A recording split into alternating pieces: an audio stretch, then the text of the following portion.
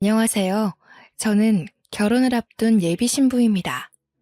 식도 올려보기 전에 결혼이 한 번 엎어질 뻔했다가 다시 결혼을 준비 중에 있거든요. 이렇게 결혼을 하는 게 맞는지 모르겠다는 생각은 중간중간 들긴 하지만 상황을 이렇게까지 만든 남편이 억울한 입장이긴 한 것 같아 용서를 한 상태입니다. 남편이 바람을 핀 것도 아니고 돈을 날린 것도 아니고 마마보이 같은 사람도 아니에요. 모자르듯 남편과의 인연을 단번에 정리할 수가 없기도 했고 남편과 제 2의 인생을 함께 해보지 못해서 그런지 남편을 향한 마음이 여전히 컸기 때문입니다. 제가 들려드릴 사연은 결혼 전부터 엎치락 뒤치락 난리였던 예비 시댁 사람들과의 관계에 대한 거예요. 결혼하신 분들 중에 혹시 형님 되는 여자 식구가 있는지 궁금합니다. 있다면 형님이랑 친한 분들도 계실까요? 저는 아직 정식 식구도 아닌데 예비 형님 문제로 결혼을 엎을 뻔했거든요. 물론 지금은 당연히 해결이 되었기에 제가 이 글을 쓰게 된 것인데요. 제 이야기 한번 들어보시고 제 언행에 대해 따끔한 조언 한마디씩 부탁드립니다. 제게는 연애 기간 6년 차인 남자친구가 있습니다. 저희는 서로 긴 기간 연애하면서 경제 차이를 그리 못 느꼈고 자연스레 얘기를 트게 된 집안 사정만 들어봐도 서로 형편이 비슷했어요. 예비 신랑과 결혼을 약속한 관계로 발전할 수 있었던 이유 중 양가 집안 형편도 나름 조건에 있었습니다. 너무 수준 차이가 많이 나면 한쪽이 부담스럽잖아요. 저희는 다행히 금전적인 부분에서 문제될 게 전혀 없었다는 겁니다.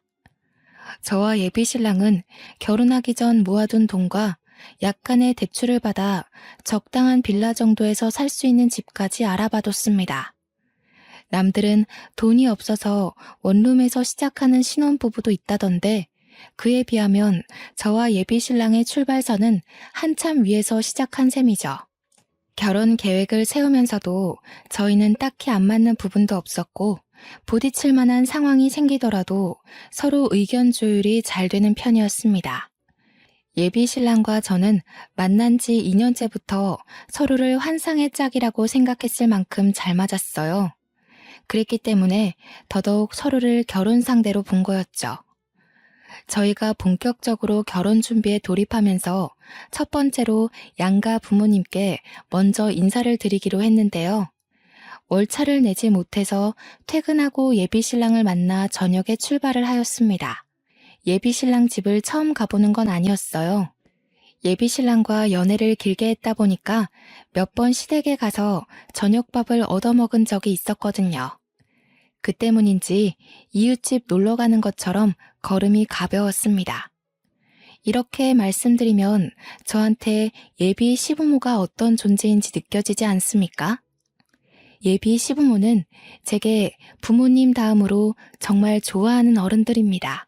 제 나이가 30대 중반인데도 예비 시부모는 저를 뽀송뽀송한 아기로 보거든요. 예비 신랑이 저와 5살 차이가 나는데 예비 시부모 입장에선 집에 막내 아들이 40대이다 보니까 30대인 저를 더 그렇게 봐주는 것 같기도 했고 또 예비 신랑이 늦둥이거든요. 그래서 예비 시부모님이 저희 친정 부모님보다 나이가 좀 더 많습니다. 이 때문에 저를 더더욱 젊은 처녀처럼 보는 게 아닌가 싶어요. 예비 신랑이 막내라고 했잖아요. 네, 예비 신랑에게는 형이 하나 있습니다. 예비 아주버님은 남편과 제법 나이 차이가 많이 나더라고요. 50대라고 들었습니다. 저희 친정엄마가 50대 후반인데 아주버님과 고작 9살 차이 나는 거 있죠.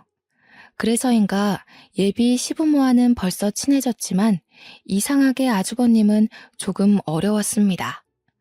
아주버님이 잘 나가는 회계사라서 친근한 이미지는 아니었기 때문에 멀게 느껴졌을 수도 있겠네요. 제가 예비 신랑과 연애를 시작한 초창기에 아주버님이 결혼을 했다고 들었어요. 결혼하고 바로 분가를 했기 때문에 제가 예비 시댁으로 발길하기 시작했을 때는 당연히 아주버님 얼굴을 볼 수 없었습니다. 그렇다고 한 번도 마주하지 않았던 건 또 아니에요. 예비 신랑과 함께 하다 보니 지나가다 한 번씩 짧게 마주치는 순간도 있었으니까요. 제가 이렇게 아주버님 얘기를 길게 했던 건 당연히 예비 형님 얘기 때문이란 거 앞에 말씀드렸죠. 아주버님 얼굴도 잘 못 봤는데 제가 어디 예비 형님을 만났을 리가 있겠습니까?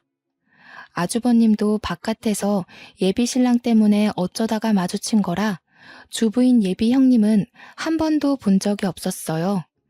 아마 결혼하기 전에 인사자리나 결혼식에서 보게 되지 않을까 싶었습니다.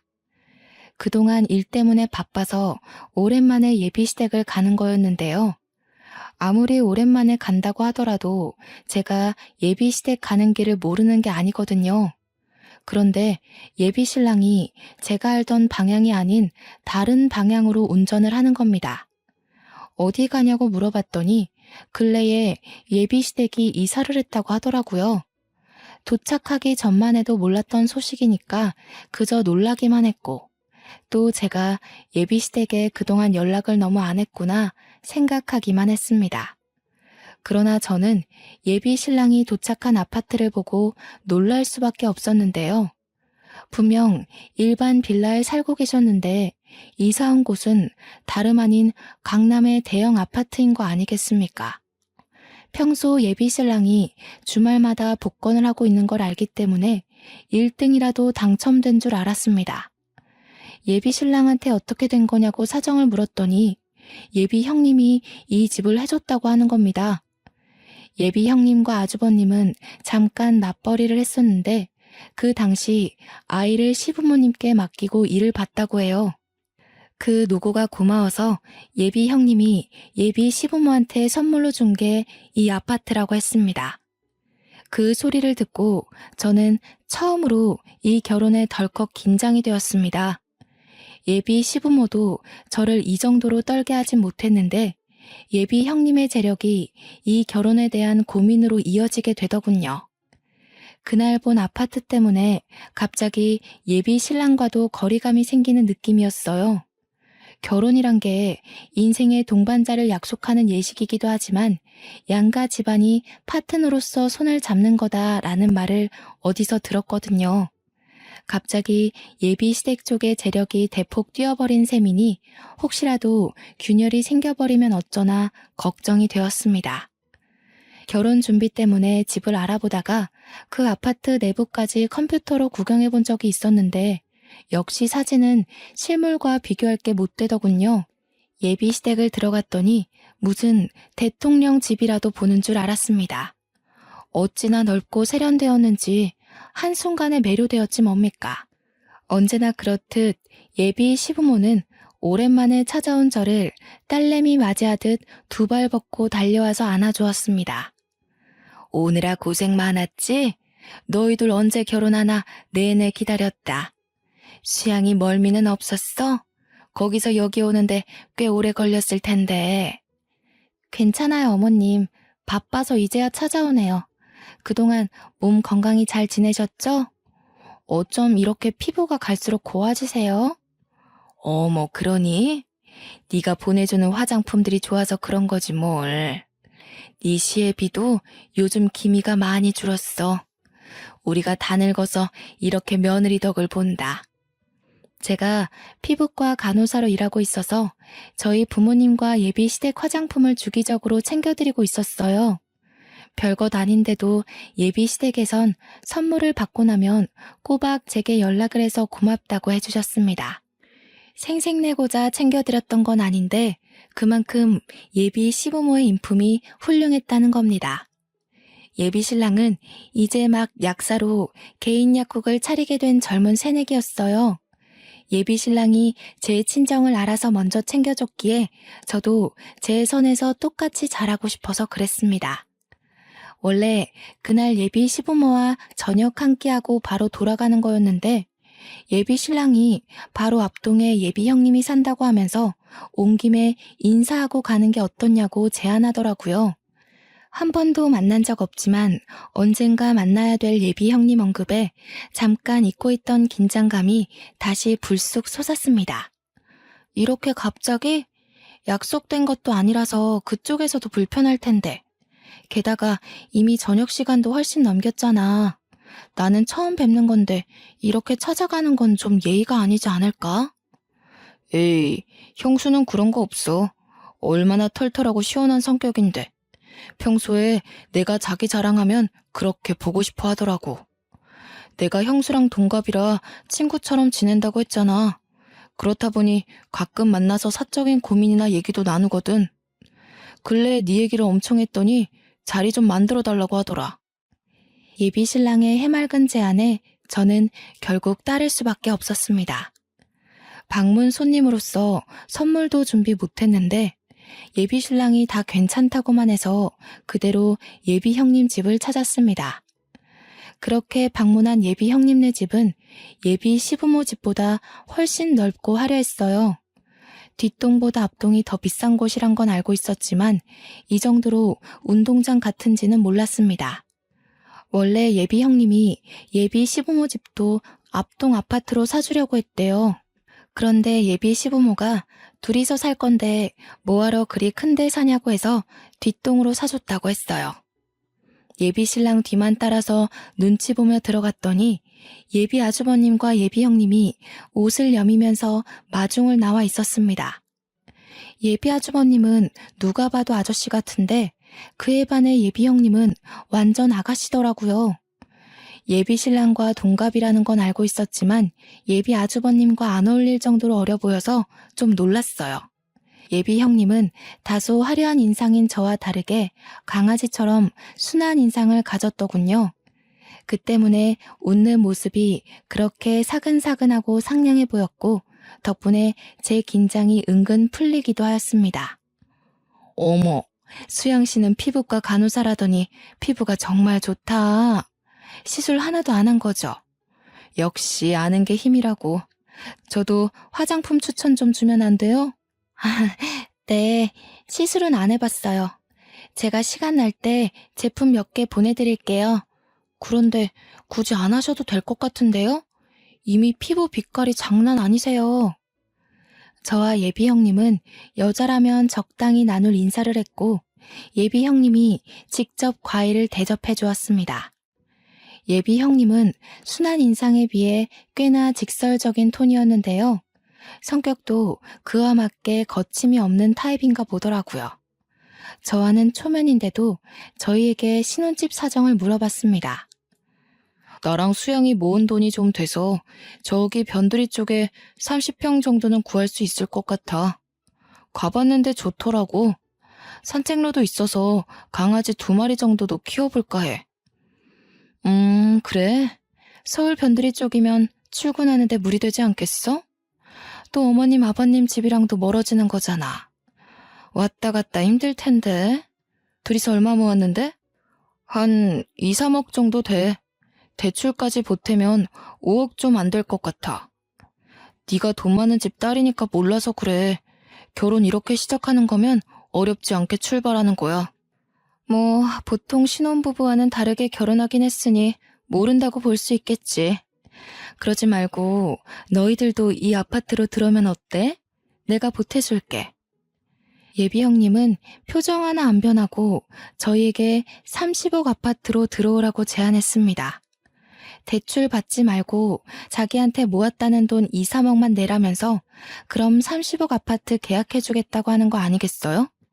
당황한 저와 달리 예비 신랑은 땅속에서 다이아몬드라도 발견한 사람처럼 눈빛이 번쩍 빛나더군요.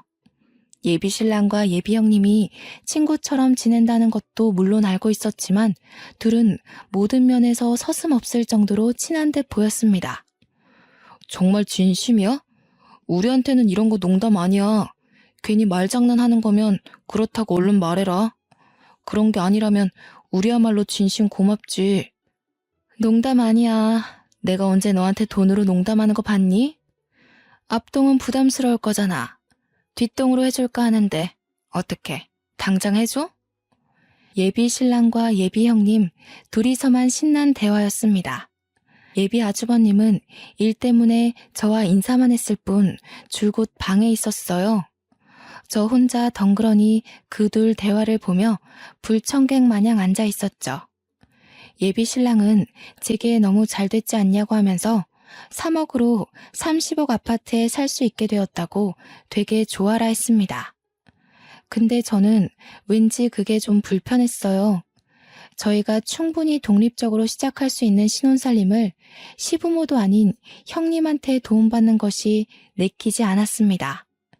그렇게 되면 사는 내내 예비 형님 때문에 신경이 쓰일 것 같기도 했고 자칫 남의 집에 얹혀 사는 기분이 들 것 같거든요.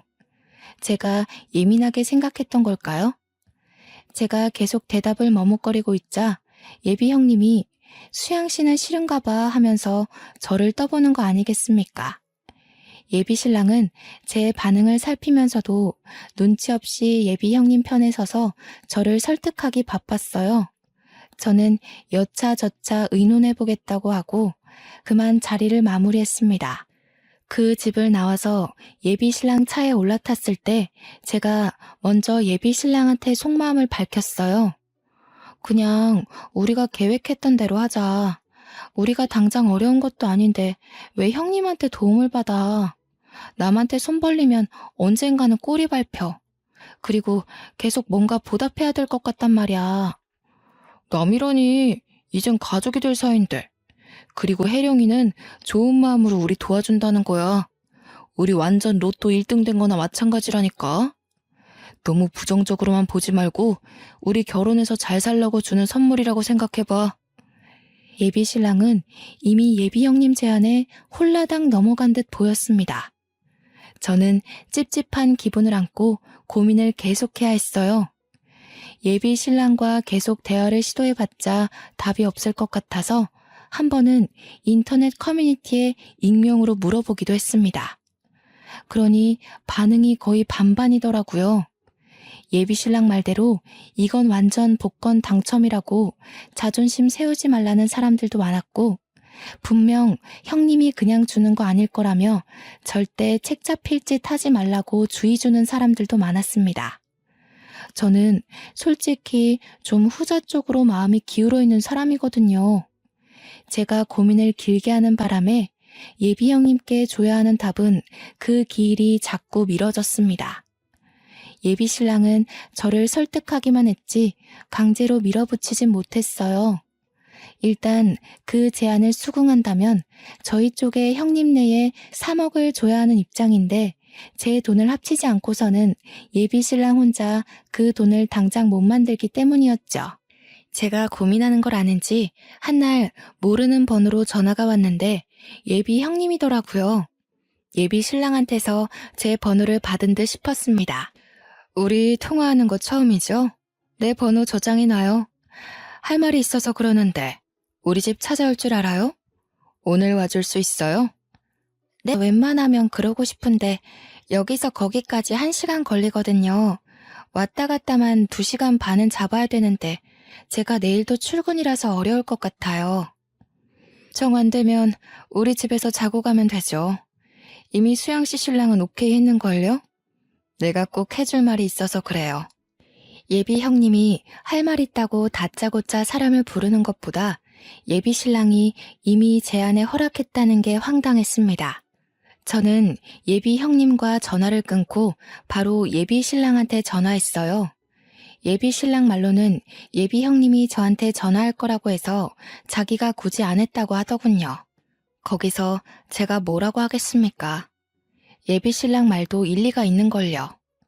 시댁이랑도 별 이상이 없는데 왜 자꾸 엉뚱한 데서 묘하게 불편한 감정이 생기는지 모르겠습니다. 예비 형님이랑 제가 나이가 비슷해서 그런가 싶기도 하고 그때만 해도 진짜 아무것도 몰랐어요. 별 수 없이 예비 신랑을 만나 예비 형님 아파트에 또다시 인사를 하러 갔습니다. 예비 형님이 저희를 부른 이유는 역시나 해결되지 않고 있던 집 문제였어요. 보아하니 예비 형님과 예비 신랑이 짜고서 저를 설득하기 위해 마련한 자리 같았어요. 예비 형님이 집 얘기하자마자 예비 신랑이 적당한 타이밍에 계속 맞장구 치며 저를 부추겼거든요. 둘이서 콩짝이 잘 맞는 걸 보니 저 하나 설득시키자고 작당한 게 충분히 예측되었죠. 그럼에도 불구하고 제가 쉽게 판단을 내리지 못하니까 그 끝도 없는 논쟁은 참 길게도 이어졌습니다. 결국 저는 거기서 저녁도 먹고 하룻밤 신세까지 지게 되었어요. 예비 형님이 저와 예비 신랑에게 손수 잠옷도 빌려주더군요. 그날 저는 빈방에서 예비 신랑과 긴밀한 대화를 더 나눴습니다. 자기 이러는 거 솔직히 자존심으로밖에 안 보여. 혜령이 두 번째 보잖아. 집 사줬다고 생색내래로 보였어? 왜 이렇게 부정적이야? 자존심? 그래, 자존심 상하긴 해. 왠지 받으면 안 될 것 같아서 그러지. 내 돈도 아닌데 언젠가는 그걸 달라고 할 수도 있고, 그걸 빌미로 우리한테 생색을 낼 수도 있어. 계속 같은 소리네. 혜령이 그런 애 아니라니까. 혜령이는 너더러 신중하고 야무져서 나보고 신부 하나는 잘 골랐다고 하더라. 어차피 나랑 결혼하면 혜령이랑 한 식구가 되는 건데 좀 좋게 보려고 노력하면 안 돼? 제가 답답하게 행동했는지 예비 신랑은 잠깐 담배 좀 피고 오겠다고 나가버렸습니다. 예비 신랑은 담배를 자주 피는 건 아니었고 열받을 때마다 성질내는 대신 담배로 화를 다스리는 사람이었는데요. 그러니까 지금 성질이 났다는 뜻이에요. 예비 신랑이 저렇게까지 나오니까 진짜 예비 신랑 말대로 제가 너무 민감하게 생각했나 싶더라고요. 예비 신랑 돌아오면 좋은 방향으로 얘기를 다시 해볼 생각이었습니다. 그런데 예비 신랑이 1시간이 넘어도 안 오는 거 아니겠어요? 기다리다 못한 제가 방 밖을 나가봤는데 넓은 거실 쪽에서 무슨 소리가 들렸습니다. 소리 나는 대로 따라가 보니 거실이 아니라 주방 쪽이었고 저는 발소리를 더더욱 죽여가며 소리의 출처를 찾아보게 되었죠. 그런데 그곳에서 저는 정말 충격적인 장면을 보게 되었는데요. 예비 형님과 예비 신랑이 대화 중인 것 같았는데 예비 신랑이 머리를 싸매며 잠깐 고개를 숙이고 있는 상황에서 예비 형님이 예비 신랑한테 줄 물에다가 뭔지 모를 약을 타는 겁니다. 당시 휴대폰을 들고 있던 상태도 아니었고 들고 왔더라도 당황해서 못 찍었을 정도로 놀랐습니다. 예비 신랑이 아무것도 모르고 그걸 마시려고 하길래 저도 모르게 뛰어가서 예비 신랑 손에 있는 컵을 쳐내버렸어요. 방금 물에다 뭐 하신 거예요? 이상한 짓 한 거 맞죠? 제가 똑똑히 봤어요. 물에다가 이상한 가루약 탔잖아요. 저기 싱크대에 껍질도 버려... 무슨 소리 하는 거야? 수영씨 자다가 꿈이라도 꿨어요? 아무리 그래도 그렇지. 사람 다칠 뻔했잖아요. 새벽에 이게 무슨 난리야. 제가 싱크대로 가서 예비 형님이 썼던 약봉지를 손대려고 하자 예비 형님이 제 앞을 막아서더니 갑자기 주저앉았습니다. 그러더니 맥락 없이 서럽게 울기 시작하는 거 아니겠습니까? 예비 신랑은 제가 아닌 예비 형님을 살피기 시작했는데 한 번도 저한테 화낸 적이 없던 예비 신랑이 그때 처음으로 언성을 높였습니다. 자기 도대체 왜 이래? 왜 이렇게 혜령이를 못 잡아먹어서 안달이야? 결혼하면 자기가 형님으로 모셔야 될 사람이라고. 혹시 혜령이한테 자격지심 있어? 뭐라고? 내가 말해줬잖아. 저 사람이 오빠 먹는 물에다 약 타는 걸 봤다니까? 어떻게 나한테 그런 소리를 할 수가 있어. 오빠는 적어도 내 말을 먼저 들어주려고 해야지. 애 같은 소리 하지 마. 또래 나이에 혜령이가 너보다 너무 잘나서 시기하는 거지. 내가 보기엔 너 이러는 거 열등감 맞아. 진짜 실망이다. 내 말 좀 들어. 오빠가 확인해보면 되잖아. 저 사람이 약을 탔는지 안 탔는지. 경찰이라도 불러서 여기 쏟아진 물 성분 조사해보라고 해. 그만해. 어느 정신 나간 사람이 그런 짓을 하겠어? 너 지금 나이가 30이 훌쩍 넘었어. 그런 허황된 변명이 통할 거라고 생각돼? 그 정신 나간 사람이 바로 네 형수라고. 내 말은 확인도 안 해보려고 하면서 저 사람 말은 뭐가 그리 믿을 게 있다고 감싸도는 건데 진짜 정신 나간 년이 누군지 모르겠어? 저는 결국 식구끼리 해선 안 될 말을 저질러 버렸습니다. 그랬더니 예비 신랑은 아예 저를 막장으로 보더군요. 예비 신랑은 곧 저를 향해 실망한 기색을 비추곤 예비 형님을 챙겨 예비 형님 방으로 가버렸습니다. 그날 이후 저는 예비 신랑과 연락도 안 했어요. 예비 신랑이 얘기 좀 하자고 여러 번 연락이 왔지만 그때마다 무시했단 말이죠. 그러다 예비 신랑이 결국 제가 일하는 직장을 찾아오게 되었고 할 수 없이 대면을 해야만 했습니다. 나랑 헤어질 거야? 왜 내 연락 피해?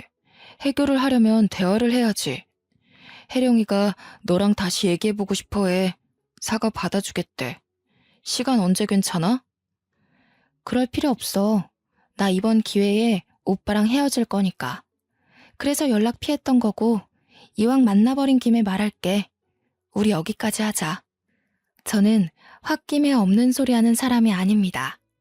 100% 진심이었습니다. 예비 신랑과 연락 안 하는 시간 동안 저도 제 나름 생각 많이 하고 내린 결정입니다. 예비 시댁에서 예비 형님이란 존재가 사라지지 않는 이상 그 집과 인연을 맺어선 안 된다는 쪽으로 마음이 기울어 버렸어요. 그리고 그날 예비 형님 집에서 보였던 예비 신랑의 태도, 그건 제게 엄청난 실망을 안겨준 일이었습니다. 오빠도 마음 정리할 필요하지. 정리 잘하고 파혼 얘기 아니면 앞으로 연락하지 말아줘. 그래도 6년 동안 좋았어. 이렇게 끝나버릴 줄은 몰랐는데 우린 여기까지인 것 같다. 제가 답도 안 듣고 무작정 일어나 버리자 예비 신랑이 저를 다급히 붙잡더라고요. 그 손길을 뿌리치고 집에 돌아왔습니다. 그리고 며칠간 예비 신랑도 제게 연락을 안 했어요.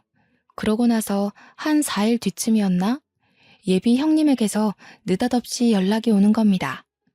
밑도 끝도 없이 예비 신랑 약국으로 오라는 말만 덩그러니 날라온 거 있죠? 제가 예비 신랑한테 이별을 통보했다는 거 예비 형님도 다 알고 있을 겁니다. 저희가 갈라서게 된 이유는 온전히 예비 형님 때문이잖아요. 예비 신랑과 갈라졌으니 예비 형님도 더 이상 저와 관련이 없는 사람인데 제가 왜 이 여자 말에 반응을 해주겠어요? 당연히 무시했습니다. 그랬더니 바로 또 연락이 오더라고요. 이번엔 문자였고 내용도 없이 달랑 사진 몇 개 날라온 것이 다였습니다. 아, 그중 영상이 하나 있길래 눌러봤거든요. 예비 형님과 예비 신랑이 술자리를 갖는 장면이었는데 예비 신랑이 좀 많이 취해 보였고 방으로 들어가는 예비 신랑을 뒤따라 예비 형님이 옷을 풀어 헤치면서 따라 들어가는 모습이 찍혀 있더라고요. 휴대폰을 어디 세워두고 그 모습이 나오게끔 똑똑하게도 찍어놨더라고요. 더 어처구니가 없었던 건 장소가 예비 신랑 집이라는 거예요. 예비 시댁이 아니라 예비 신랑 혼자 자취하던 공간이요. 이건 저와 이별한 지 고작 4일 만에 예비 신랑이 여자를 들인 셈이잖아요. 그것도 자기 형수를 말이에요. 그걸 받고서 저는 예비 신랑에게 파혼 확정을 통보했습니다. 예비 신랑이 생각하고 말고 할 시간도 주기 싫었어요. 그리고 그날 밤 저를 또다시 찾아온 예비 신랑은 마지막으로 봤던 날보다 많이 초췌해 있더군요. 자기야, 도대체 왜 이래? 우리 좋았잖아. 앞으로 더 좋아지려고 도움 좀 받는 게 그렇게 어려워? 왜 우리가 눈앞에 놓인 행운을 놓고도 헤어져야 돼? 오빠는 그 여자를 믿어? 내가 보기에 오빠 지금 그 여자한테 이용당하는 거야. 우리 헤어졌다고 그 여자가 신이 나서 나한테 연락했더라? 저는 예비 신랑에게 보여주려고 인화해놨던 사진들을 냅다 뿌렸습니다. 예비 신랑은 바닥에 떨어진 사진을 힐끗 보더니 표정이 굳어졌어요. 우리 고작 헤어진 지 4일 됐잖아. 그동안 그 여자가 나한테 보낸 사진이야.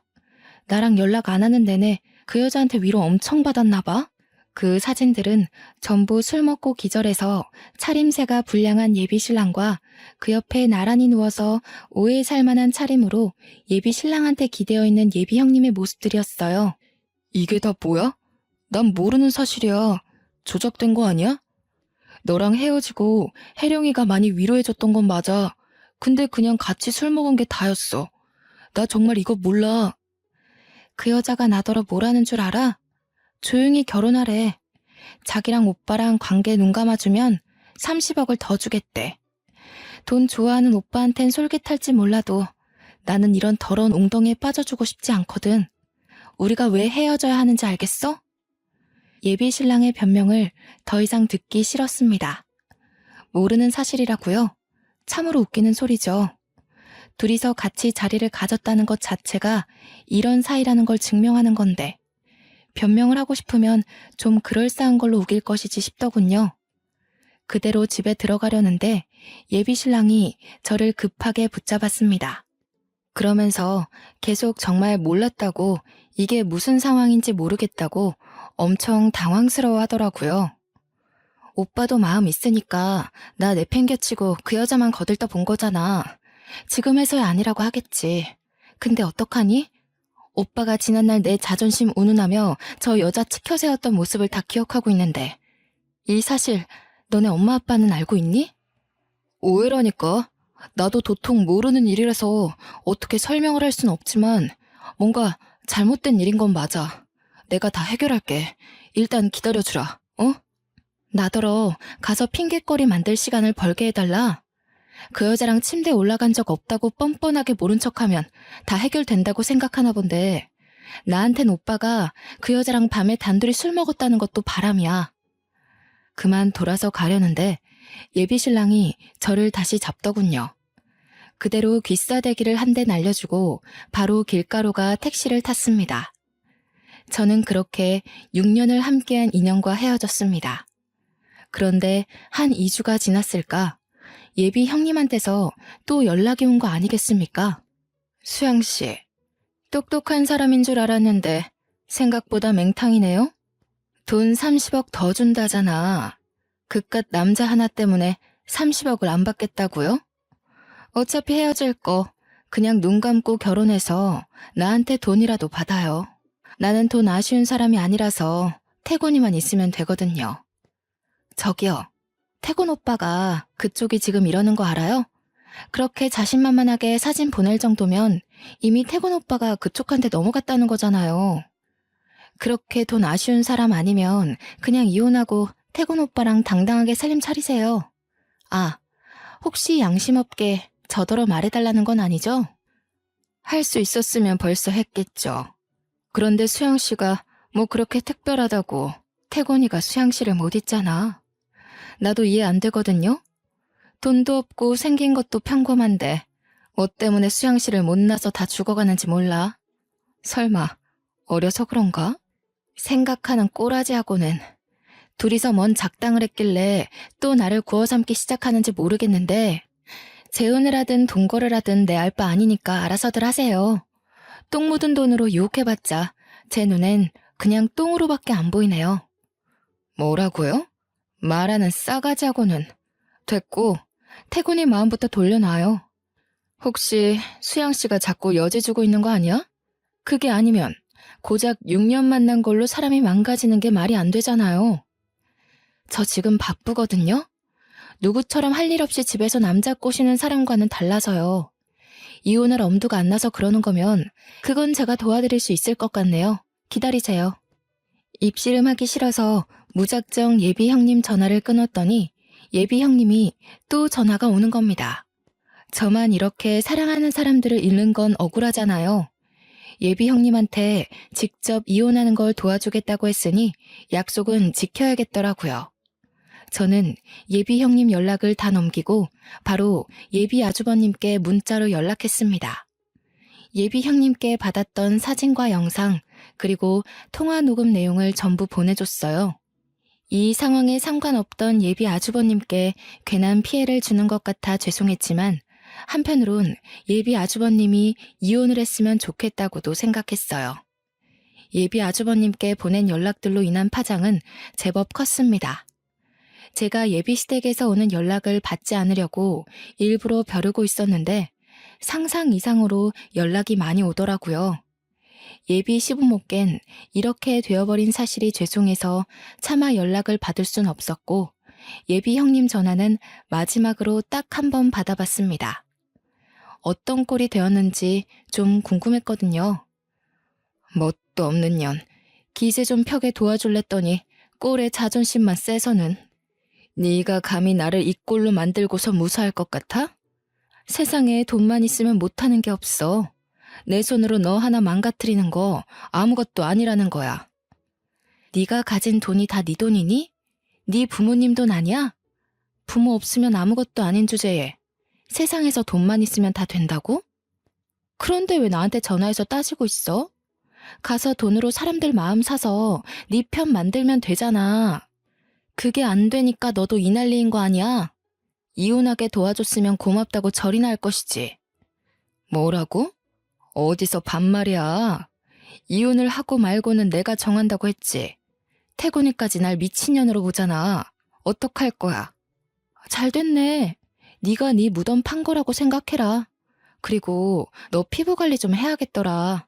35살 치곤 잔주름이 너무 많아. 어쩌다 보니 점점 유치한 다툼으로 변질되는 것 같아서 그만 끊어버렸습니다. 보니까 예비 아주버님한테 이혼 소송을 당했나 봐요. 심지어 예비 아주버님은 제 연락을 받고 바로 그 집을 나왔다고 했습니다. 예비 아주버님이 인상만큼이나 뒤 안 돌아보는 성격이 맞았나 보네요. 부정행위를 뻔뻔하게 자랑하더니 참 꼴 좋지 않습니까? 얼마나 고소하던지. 하나 의아했던 건 예비 신랑이랑 따로 관계가 발전할 줄 알았는데 그건 또 아닌가 보더라고요. 예비 신랑이 제게 받았던 사진을 가지고 예비 형님한테 찾아가 따지고 호통을 쳤다지 뭡니까? 이런 정황을 몰랐다는 예비 신랑의 말이 사실인 걸까요? 그때 좀 혼란스러웠던 걸로 기억합니다. 확실히 예비 시댁이 난리 나긴 했던 건지 시댁까지 제게 연락이 왔는데요. 예비 시부모가 저를 워낙 딸처럼 잘 대우해줬다고 했잖아요. 계속 오는 연락을 여태 피하기만 했는데 생각해보니 뭔가 인사도 없이 그냥 떠나는 건 예의가 아닌 것 같아서 전화를 받았습니다. 아가, 얘기 들었다. 얼마나 힘들었을꼬. 우리 태군이가 너한테 얼마나 미안해하고 있는지 몰라. 너랑 태군이 6년을 만났잖니. 바보 같은 내 아들이 어떻게 너처럼 착하고 귀한 애한테 그럴 수 있었는지 모르겠다. 예비 시모는 제게 끊임없이 사과를 했습니다. 저는 한마디도 못하고 듣고만 있었는데 계속 자기 아들 못났다고 저더러 제발 용서해달라고 비시는 거 아니겠습니까? 예비 형님은 이미 이혼 진행 중에 있고 예비 시부모도 그 아파트에서 곧 나갈 예정이라고 했어요. 아주버님이 예비 신랑을 상간남으로 소송하진 않았다고 하더군요. 태곤이는 너 없으면 안 돼. 우리가 태곤이 많이 혼냈어. 그런데 태곤이가 알아서 괴로워하고 밥도 한 숟갈 안 먹으려고 하니 어쩌면 좋아. 수양아, 우리로서 정말 너한테 면목 없고 몹쓸 짓을 했다는 거 안다. 그래도 한 번만 용서해주면 안 되겠니? 그러니까 예비 시모 말은 예비 신랑이 내내 제대로 일도 못하고 길 가다 사고 날 뻔하길 몇 번째고 정신 빠진 사람처럼 그렇게 집구석에만 박혀 있다고 합니다. 자기 몸을 위험에 빠뜨리면서까지 자책을 하고 있다니까 솔직히 신경을 안 쓸 수가 없더군요. 말 그대로 6년을 함께한 사이이고 사랑하는 사람과 시작도 못 해보고 끝나버렸기에 저도 모르는 미련이 남아있었나 봅니다. 저는 결국 한 달 뒤쯤에 예비 시부모가 이사 갔다는 곳으로 찾아갔습니다. 이전보단 못하지만 꽤 비싼 아파트에 입주를 했더군요. 예비 시모와 인사를 나누고 있던 중 저는 방에서 나오는 예비 신랑과 눈이 맞았어요.